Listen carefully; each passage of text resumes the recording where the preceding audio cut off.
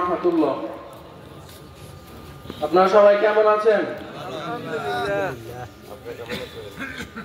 আলহামদুলিল্লাহ। আল্লাহ তাআলার অশেষ মেহেরবানি, তিনি আমাদের সবাইকে এই মহতী জালসায় একত্রে উপস্থিত হওয়ার তৌফিক দিয়েছেন।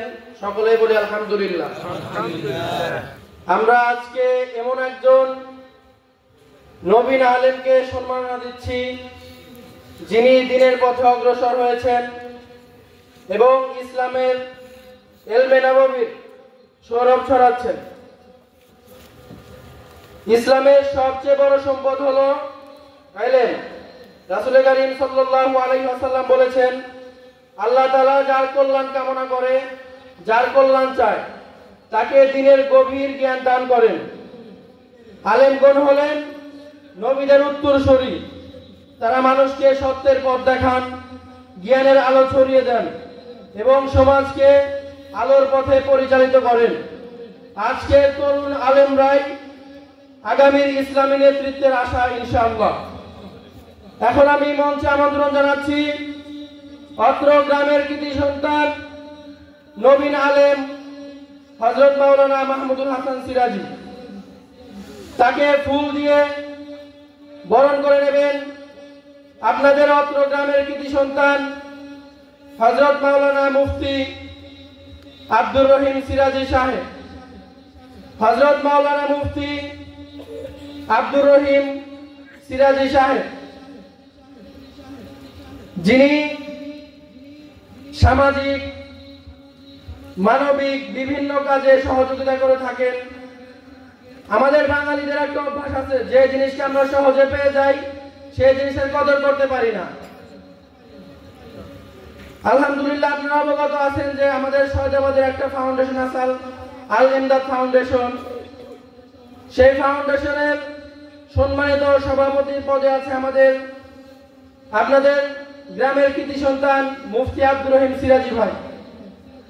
আলহামদুলিল্লাহ, আমাদের এই দীর্ঘ 5 বছরের পথ চলায় এটা দেখতে পেয়েছি, যে কোনো কাজে, যে কোনো প্রয়োজনে সর্বপ্রথম নিজের সব ব্যস্ততা ফেলে দিয়ে মানুষের পাশে, অসহায় হতদরিদ্রদের পাশে এসে দাঁড়িয়েছেন আমাদের প্রিয় ভাই। এখন আমাদের নবীন আলেম হযরত মাওলানা মাহমুদুল হাসান সাহেবকে ফুলের শুভেচ্ছা দিয়ে এবং সম্মাননা ক্রেস্ট দিয়ে বরণ করে নেবেন আমাদের আল ইমদাদ ফাউন্ডেশনের সম্মানিত সভাপতি মুফতি আব্দুর রহিম সিরাজি এবং কারি মাওলানা রেজাউল করিম সাহেব।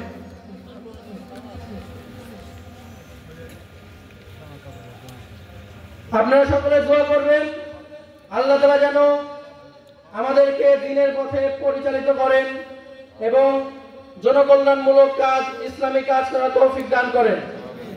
এই পর্যায়ে আমাদের আল ইমদাদ ফাউন্ডেশন সম্পর্কে সংক্ষিপ্ত কিছু কথা বলবেন আমাদের আল ইমদাদ ফাউন্ডেশনের সম্মানিত সভাপতি, আপনাদের গ্রামের কৃতি সন্তান হযরত মাওলানা মুফতি আব্দুর রহিম সিরাজি ভাই।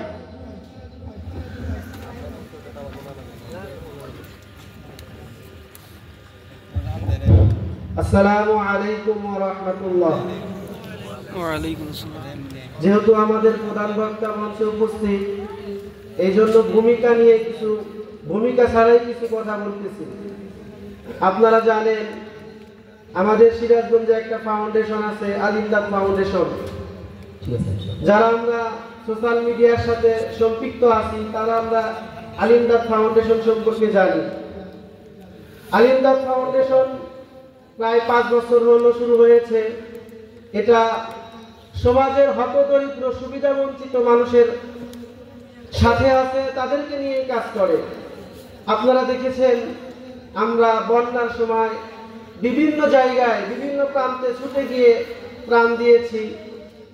আমরা বিধবা মহিলাদেরকে সহায়তা প্রদান করেছি। কারো যদি রক্তের প্রয়োজন হয়, আমরা ছুটে যাই তাকে রক্ত পৌঁছে দেওয়ার জন্য।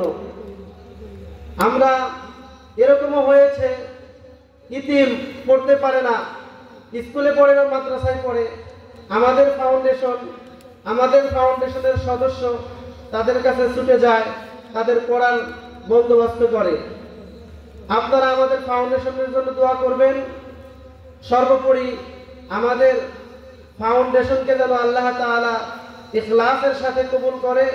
আমাদের ফাউন্ডেশনে যারা আছে, যে সমস্ত সদস্য আছে, তাদেরকে আল্লাহ তাআলা ইখলাসের সাথে কাজ করার জন্য তৌফিক দান করে, এই জন্য দোয়া করবেন। আর আপনারা কেউ যদি স্বইচ্ছায় আমাদের আলিমদাদ ফাউন্ডেশনের সদস্য হতে চান, তাহলে কিছু শর্ত শারাইত আছে, আমাদের ফরম আছে, এইগুলো আমাদের কাছ থেকে নিয়ে আমাদের আলিমদাদ ফাউন্ডেশনের কর্তৃপক্ষ যদি আপনাকে সদস্য মনোনীত করে তাহলে হতে পারবে। আল্লাহ তাআলা আমাদের সবাইকে ইখলাসের সাথে কাজ করার জন্য তৌফিক দান করে। সম্মানিত উপস্থিতি,